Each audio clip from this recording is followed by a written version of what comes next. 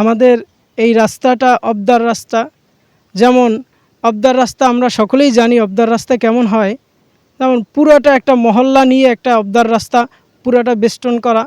যেমন এখানে মানুষ এমনভাবে রাস্তাটা করে রাখছে যে চলাচল করতে খুব কষ্ট হয়, যাতায়াত করতে খুব কষ্ট হয়। ছোট ছোট বাচ্চারা স্কুলে যায়, মাদ্রাসায় যায়, দেখা যায় ওরা স্লিপ খায় এবং পাচার খাইতে খাইতে মানে ওদের অবস্থা অস্থির হয়ে যায়, কাহেল হয়ে যায়। ওরা মাদ্রাসায় যাইতে পারে না, স্কুলে যাইতে পারে না, ব্যাগ ভিজে যায়, বই খাতা ভিজে যায় এবং মসজিদ, আমাদের এই মসজিদে মুসল্লি আসতে পারে না এই রাস্তার কারণে।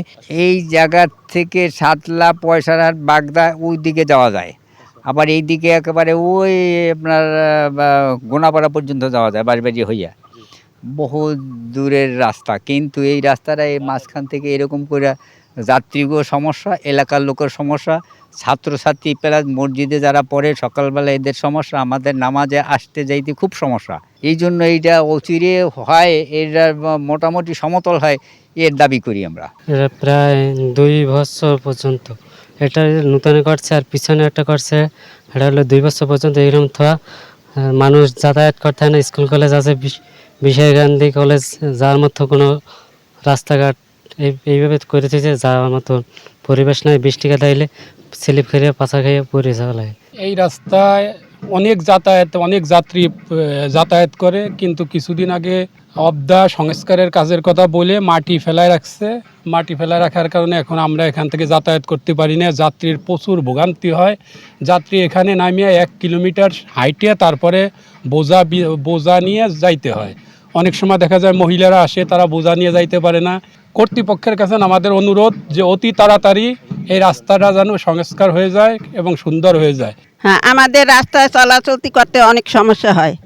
মুরব্বীরা হাঁটাচলা করতে গিয়ে পড়ে যায়, হাঁটাচলতি করতে পারে না, গাড়ি ঘোড়া চলে না, দুর্ঘটনা হয়ে গেছে বুঝছেন।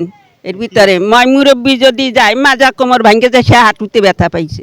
পরিচালন বাজেটের আওতায় 2023-24 অর্থ বছরে উজিরপুর উপজেলার সাতলায় আমরা আমাদের যে বন্যা নিয়ন্ত্রণ বাঁধ রয়েছে, সে বাঁধের 1850 মিটার জায়গা পুনরাকৃতিকরণ, অর্থাৎ বাঁধটি যেহেতু নিচু ছিল, বন্যা এখানে পানি ঢোকার সম্ভাবনা ছিল, এই জন্য বাঁধটা উচ্চকরণ একটি প্রকল্প হাতে নেওয়া হয় এবং এখানে নোনা ট্রেডার্স যে ঠিকাদারি প্রতিষ্ঠান কাজটি বাস্তবায়ন করে।